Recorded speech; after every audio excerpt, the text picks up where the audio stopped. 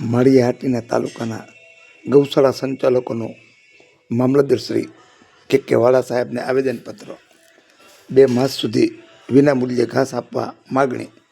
માળિયા ગૌશાળા પાંજરાપોળને પણ મોટી નુકસાની।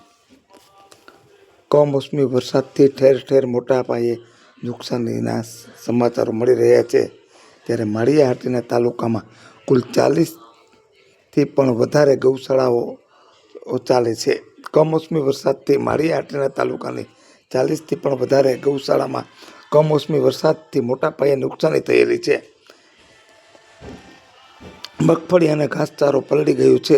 લીલો અને સૂકો બંને ઘાસચારો સૌ પલળી ગયો છે અને પશુધન માટે મોટો પ્રશ્ન ઊભો થયો છે। ત્યારે આજે માળિયા ગૌશાળાના સંચાલક રાજુભાઈ દેસાઈ, કુકસવાડામાં ગૌશાળાના સંચાલક નયનભાઈ ઠક્કર, ચોરવાડ ગૌશાળાના સંચાલક દુષ્યંતભાઈ સગારકા, ગળુ ગૌશાળાના સંચાલક કમલેશભાઈ તેમજ અંકિતભાઈ પાલા સહિતના ગૌસેવકો એ આજે માળિયા મામલતદાર શ્રી કે વાળા સાહેબને આવેદનપત્ર આપ્યું છે અને આ આવેદનપત્રમાં જણાવેલ છે કે માળિયા તાલુકામાં 40થી પણ વધારે ગૌશાળા આવેલી છે। મોટાભાગની ગૌશાળા બીમાર ગાયોને પણ સાચવે છે। અત્યારે પશુધન કફોડી સ્થિતિમાં મુકાયેલ છે, તો સરકાર પશુધનને બચાવવા માટે 2 માસ સુધી એક પશુ દીઠ 300 કિલો વિનામૂલ્યે ઘાસ આપવા ગૌશાળાના સંચાલકોએ મામલતદાર સમક્ષ માગણી કરી છે। આવેદનપત્રમાં જણાવ્યું છે કે 2 માસ સુધી સરકાર વિનામૂલ્યે ઘાસચારો આપશે તો જ આ પશુધન બચી શકે એમ છે, એમ આવેદનપત્રમાં જણાવ્યું છે। તો સરકારે માળિયા તાલુકાની તમામ ગૌશાળામાં તાત્કાલિક વિનામૂલ્યે ઘાસચારો આપવા માગણી કરી છે। આ ઉપરાંત માળિયામાં વીરડી રોડ ઉપર આવેલી વીરડી ગૌશાળા પાંજરાપુરમાં પણ મોટા પાયે નુકસાની થયેલ છે। 200 વીઘા જમીનમાં મગફળીનો પાક સાવ નિષ્ફળ ગયો છે, તેમજ લીલું અને સૂકું ઘાસ પલળી ગયું છે અને નષ્ટ થઈ ગયું છે। તો વીરડી પાંજરાપોળ ગૌશાળામાં 450 ગાયોને આશરો આપવામાં આવે છે। તો સરકારે તાત્કાલિક વિનામૂલ્યે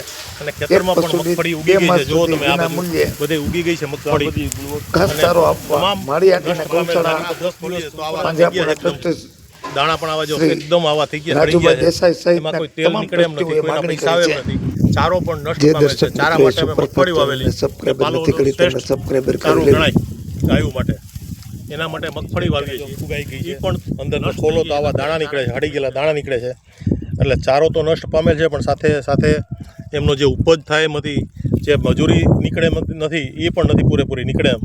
તો તાત્કાલિક સરકાર જો આમાં સહાય નહીં આપે તો બહુ ખેડૂતને હેરાન થવાનો વારો આવશે। પાંજરાપોળના ગૌ સેવકોને, ટ્રસ્ટીઓને બધાને પણ હેરાન થવાનો વારો આવશે।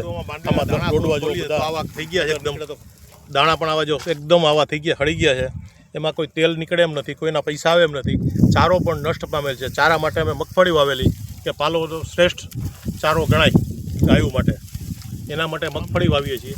એ પણ દાણા આવા થઈ ગયા છે, એકદમ દાણા પણ આવા જો એકદમ આવા થઈ ગયા, હળી ગયા છે, એમાં કોઈ તેલ નીકળે એમ નથી, કોઈના પૈસા આવે એમ નથી, ચારો પણ નષ્ટ પામેલ છે। ચારા માટે અમે મગફળી વાવેલી કે પાલો શ્રેષ્ઠ ચારો ગણાય ગાયો માટે, એના માટે મગફળી વાવીએ છીએ। એ પણ નષ્ટ થઈ ગઈ છે। અત્યારે અમારી પાસે 450 ઉપરાંત ગાય છે અને માળિયા તાલુકામાં 40 ઉપરાંતની ગૌશાળા આવેલી છે। તમામનો ચારો ખેડૂતનો પલળી ગયો છે, ખેડૂતની નુકસાની બહુ જ ગઈ છે અને ચારો પણ અત્યારે નષ્ટ પામેલ છે। તો તાત્કાલિક સરકારશ્રીમાંથી સહાય મળે, ચારો આપે, 2 મહિના માટે ચારોની જો વ્યવસ્થા કરી આપવામાં આવે તો ગામની જમીન છે અને આ ભાખવડ ગામમાં વરસાદ પુષ્કળ થઈ ગયો છે અને સારો બધો નાશ પામેલ છે અને અટાણે ઢોર ઢાખર કંઈ બચે એમ નથી। તો સરકારશ્રીની સહાય આપવા વિનંતી છે, કંઈ આપે તો સારો આપે તો ગૌધન બચી જાય, નકર વરહ કાઢવું મુશ્કેલ છે। તમારી સરકાર પાસે શેની અપેક્ષા છે? અમારે અપેક્ષા છે સારાની અને ખેડૂતને સહાય આપે। માળિયા તાલુકાના મા ગૌ સેવા હોસ્પિટલ કુકસવાડા ગામમાંથી આવ્યા છે, ભાઈ ચોરવાડ ગૌશાળાએથી આવ્યા છે, રાજુભાઈ વીરડી ગૌશાળાએથી આવ્યા છે, અંકિતભાઈ જુજારપુર ગૌશાળાએથી આવ્યા છે, કમલેશભાઈ ગળુ ગૌશાળાએથી આવ્યા છે, અન્ય ગૌશાળકો હજુ અહીંયા જ છે। બધા ગૌસેવકોની માંગ છે કે આ વખતે કમોસમી વરસાદના હિસાબે ઘાસચારાની નુકસાની થઈ છે. લીલો તથા સૂકો ઘાસચારો નષ્ટ થઈ ગયો છે. તો હાલ ગૌવંશને નિભાવવા ખૂબ જ અઘરા છે. તો અમે વાળા સાહેબ મામલતદાર સાહેબને આવેદનપત્ર દેવા માટે આવ્યા છે કે ગૌવંશને નિભાવવા માટે ઘાસચારાની ફાળવણી થાય તો પશુની 300 કિલોની ઘાસચારાની ફાળવણી નિઃશુલ્ક કરવામાં આવે તો ગૌવંશ અને પાંજરાપોળોને નિભાવવા માટે ખૂબ સરળ રહે. બાકી આ વખતનો સમય ખૂબ જ અઘરો છે. ગૌવંશને નિભાવવા અતિ મુશ્કેલ છે. તો આ તકે યોગ્ય મદદ કરવા વિનંતી.